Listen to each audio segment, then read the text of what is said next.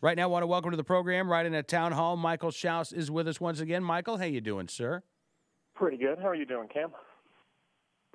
I'm excellent. Thanks for coming on the program. And I enjoyed your article, A Gun-Loving Farewell to Former Mayor Michael Bloomberg, although I think you know as well as I do, Michael, that Bloomberg is not done with gun owners yet. He is, Oh, of however, course. apparently going to be spending a lot less time with Bloomberg Philanthropies and a lot more time with Bloomberg LP. Yeah. Yeah, I think really the only thing that's going to change is you're going to see a little bit less of his name on everything. You know, he's still going to be sending the checks, and he's still going to be sending the checks to candidates and various causes that are antithetical to the Second Amendment. But at least he won't be out there, doing the rounds on MSNBC and what have you. Yeah, I mean, I'm really curious to see what happens here because, look, the funding for every town for gun safety and Mayors Against Illegal Guns and Moms Demand Action, I think that's going to continue. I actually wonder, Bloomberg LP, one of the divisions is Bloomberg News.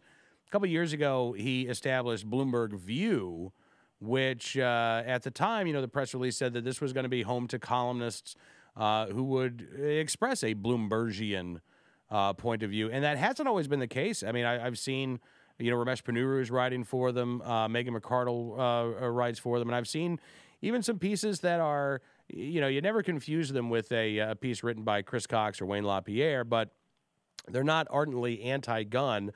I wonder if with Bloomberg back, running the day-to-day operations of Bloomberg LP, if we won't see Bloomberg News take a much more stridently anti-Second Amendment tone. Yeah, that's a great point because we, I refer to Bloomberg quite a bit when we're doing the financial news, and they've actually got. I'm kind of impressed. They're actually fairly objective, at least more so than you find on CNBC or CNN, something like that. So they do a pretty good job with the news portion of everything. And I'm wondering whether or not that's going to change. I think that it's quite possible, since he's going to be there every single day, he's going to make sure that it's got a little bit more of him and his point of view and his perspective in it.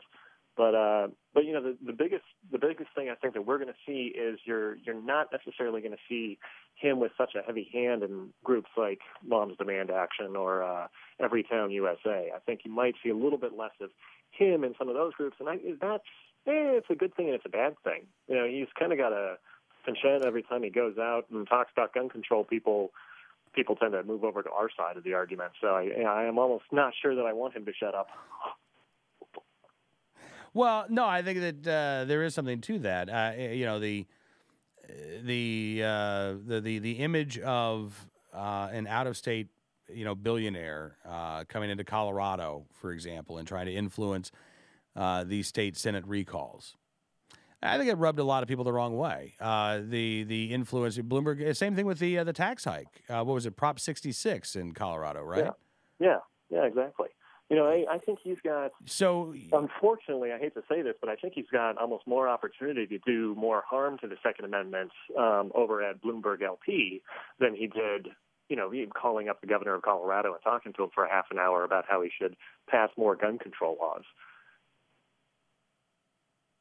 Right. No, I agree. That's why I'm glad that nobody is really. I don't think too many people are actually seeing this as Bloomberg failed in the gun control debate, so he's got his new agenda. I will say though, Michael, I think that this does demonstrate a bit of, if I can play armchair psychologist for a second, a bit of ADD for Michael Bloomberg. He left the office of mayor. Said, all right, I'm going to run philanthropies. We're going to spend, tons of money. I'm going to change the world. I'm going to walk right into heaven if there is such a place, he said. I'm not going to have to wait.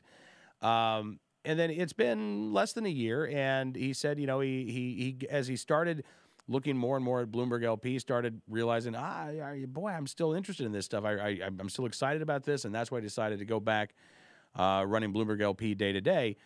I'll be very interested to see if 6 months from now Bloomberg doesn't launch some new big project to kind of hold his attention.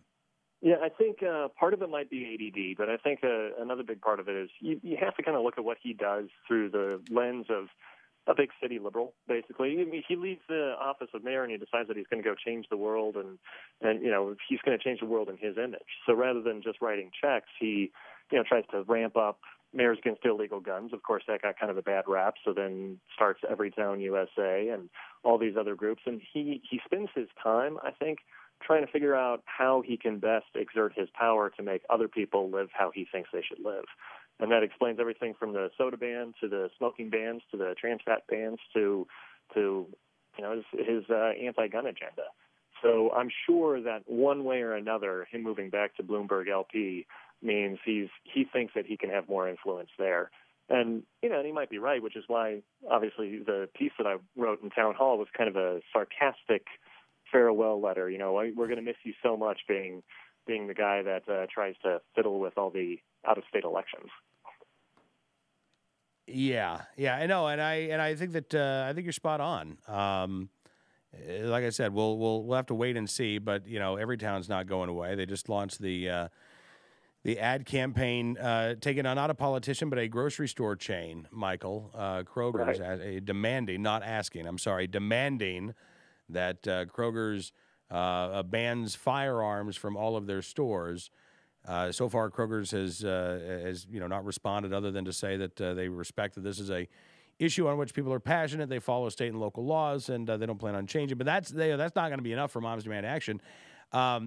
You wonder what happens next. I mean, if Bloomberg, who was recently kind of embarrassed by not being able to oust the sheriff in Milwaukee County, David Clark, after spending a ton of money there, if Kroger continues to stand up to Moms Demand Action and to the Bloomberg gun control groups, how does Bloomberg escalate this?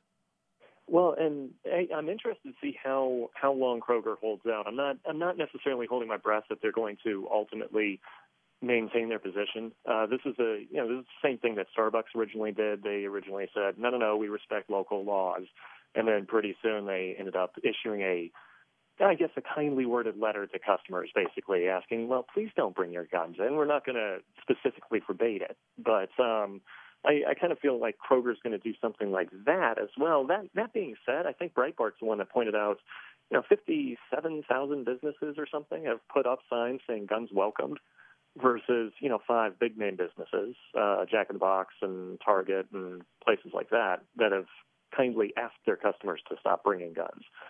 So, I don't know that Moms Demand Action or Everytown's really having much success at all, and I think that Bloomberg might realize, hey, I can't necessarily escalate this. It's better just to manipulate what people hear every day on the news.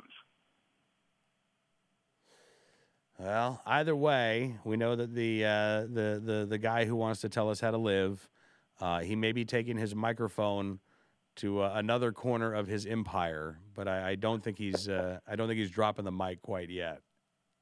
No, I think, I think that you might have a month or two of relative quiet from Michael Bloomberg, and in that time, people should probably celebrate with some high-capacity sodas or something like that. There you go, Michael. As always, sir, good talking with you. Thanks so much for your time this afternoon. Hope we can do it again soon. Oh, of course. Always have to come on. Thank you, sir. Michael Schaus joined us from Town Hall